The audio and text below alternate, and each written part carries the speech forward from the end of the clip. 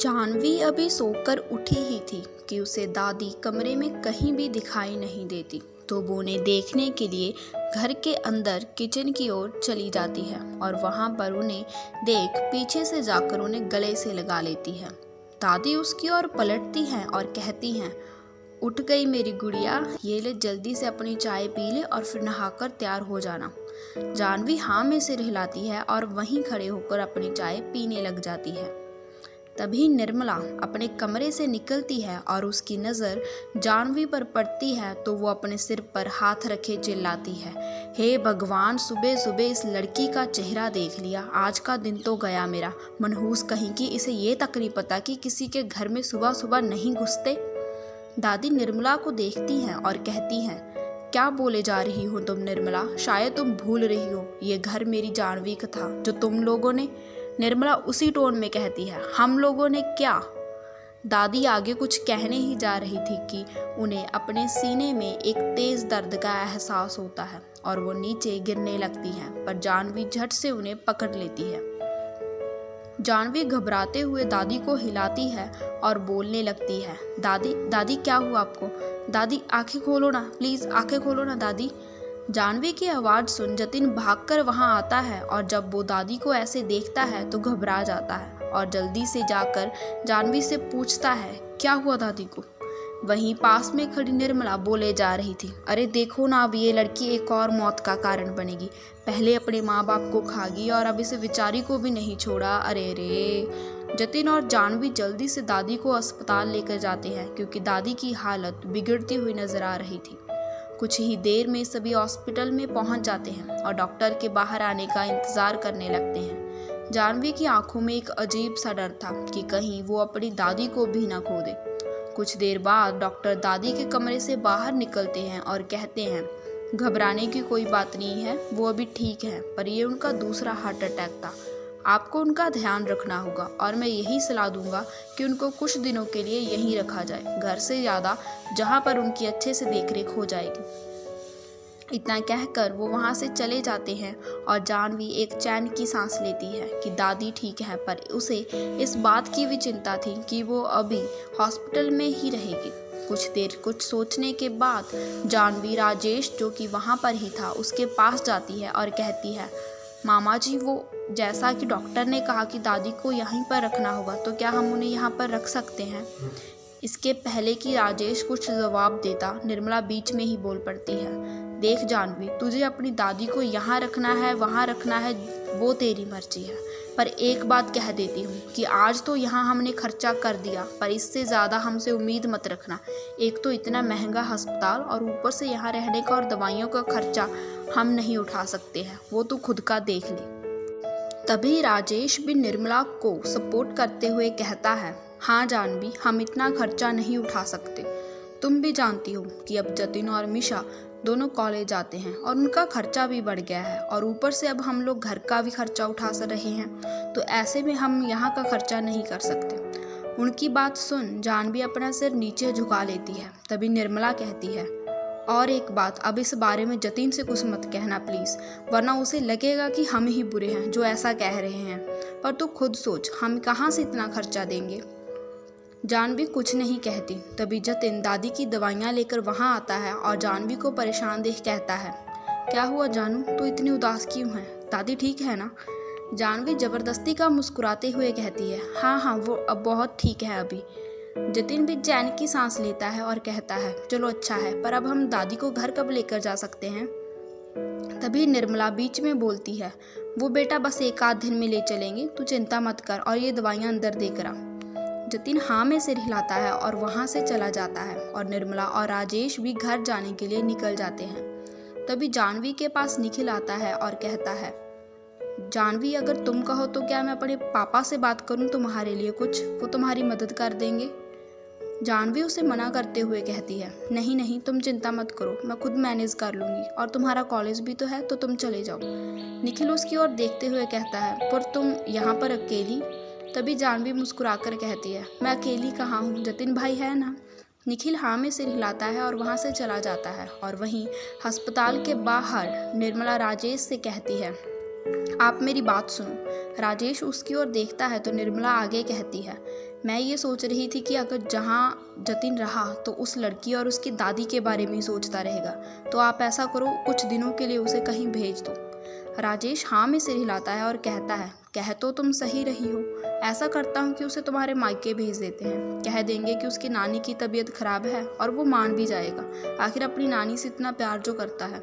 निर्मला भी राजेश की बात में हामी भरती है और वो दोनों वहाँ से चले जाते हैं। वहीं अस्पताल के अंदर जानवी परेशान थी कि अब वो कहाँ से पैसों का इंतज़ाम करे। वो अभी दादी से मिलकर आई थी और वो पहले से बेहतर थी। वहीं उसके पास जतिन बैठा था। तभी जतिन का फ़ोन बजता है और वो फ़ोन उठाता है और जैसे जैसे वो उस पर बात करता है उसके चेहरे पर परेशानी झलकने लगती है। कुछ देर बाद वो फ़ोन रखता है और उसे परेशान देख जानवी पूछती है, क्या हुआ भाई? जतिन परेशान होते हुए कहता है, जानू वो मामा जी का फ़ोन था, नानी की तबीयत अचानक से ख़राब हो गई है और मुझे याद कर रही हैं। उसकी बात सुनते ही जानवी कहती है, तो आपको वहाँ जल्दी जाना चाहिए ना। इस पर जतिन कहता है, पर यहाँ पर तू अकेली? जानवी हल्का मुस्कुरा देती है और कहती है, अरे मेरी चिंता मत करो, वैसे भी अब तो दादी ठीक है और आपको अभी नानी के पास जाना चाहिए, उन्हें आपकी ज़रूरत है। जानवी की बात सुन जतिन को भी थोड़ा ठीक लगता है और वो जा सकता था, इसीलिए वो जानवी को अपना और दादी का ध्यान रखने का कहकर वहाँ से चला जाता है। अब जानवी वहाँ पर बिल्कुल अकेली थी, तो बीच बीच में जाकर दादी को देख आती और फिर वापस आकर बैठ जाती। वहाँ पर बैठी बैठी आसपास के लोगों को देखती रहती। वहीं दूसरी तरफ ओबरॉय ऑफिस के एक कैबिन में साहित्य किसी पर गुस्से से चिल्ला रहा था, तुम लोगों से एक काम ठीक से नहीं होता, अभी तक तुम लोग एक अच्छा असिस्टेंट नहीं ढूंढ पाए, आखिर चल क्या रहा है यहाँ पर?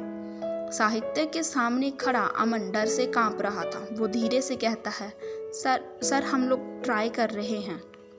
साहित्य उसे बीच में टोकते हुए कहता है, ट्राई नहीं, मुझे रिजल्ट चाहिए, तुम्हारे पास सिर्फ कल तक का समय है। अमन, अगर कल के बाद मुझे असिस्टेंट नहीं मिला तो तुम मुझे तो क्या, किसी को भी अपनी शक्ल दिखाने के काबिल नहीं रहोगे, समझे? अब निकलो यहाँ से। अमन अपने पैर सिर पर रखे वहाँ से रफू चक्कर हो जाता है और बाहर आकर खुद से कहता है, अब मैं कहाँ से ढूंढूं असिस्टेंट?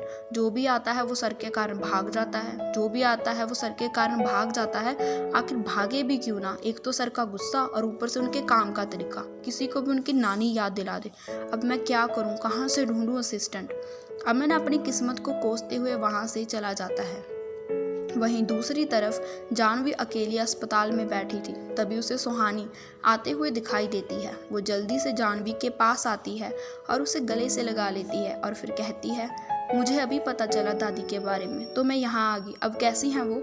जानवी हल्का मुस्कुराकर कहती है, अब वो ठीक है। सुहानी को पता चल गया था कि जानवी थोड़ी परेशान है और वो जानवी के कंधे पर हाथ रखते हुए कहती है, क्या हुआ जानवी, तू कुछ परेशान लग रही है?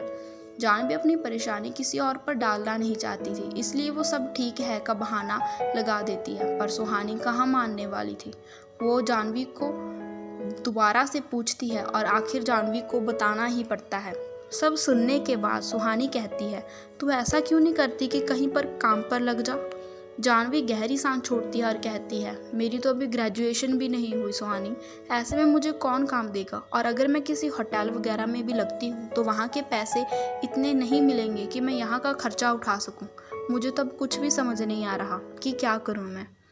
सुहानी कुछ देर कुछ सोचती है और फिर कहती है, शायद कोई है जो तेरी मदद कर दे। अगर जो मैं सोच रही हूँ वैसा हो गया तो तुझे किसी चीज़ की चिंता करने की ज़रूरत नहीं रहेगी, अभी चल मेरे साथ। जानवी उलझन भरे लहजे में पूछती है, कहाँ चलना है?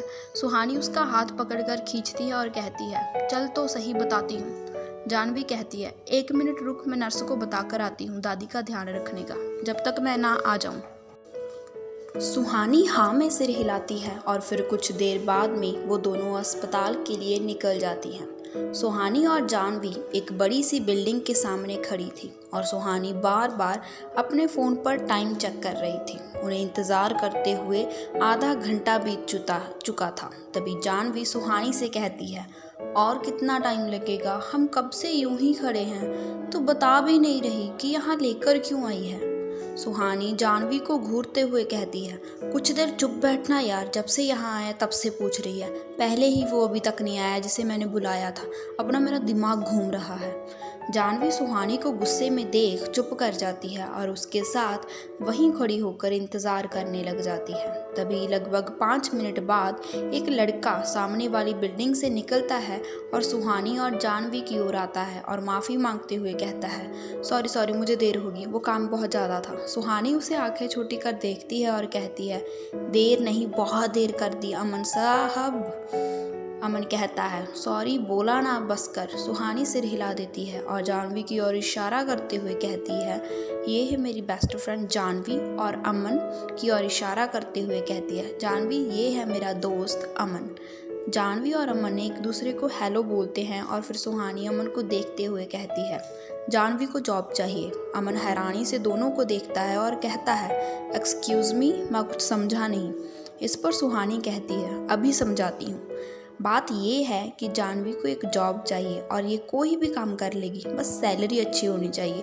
ये कोई भी काम बहुत जल्दी सीख जाती है, बस इसे एक बार ही बताना पड़ता है और हम चाहते हैं कि तुम हमारी मदद करोगे ना। अमन बारी बारी दोनों को देखता है और फिर सुहानी से कहता है, मैं कहाँ से जॉब दूँ, क्या ये भी आप समझाने का कष्ट करेंगी सुहानी देवी जी।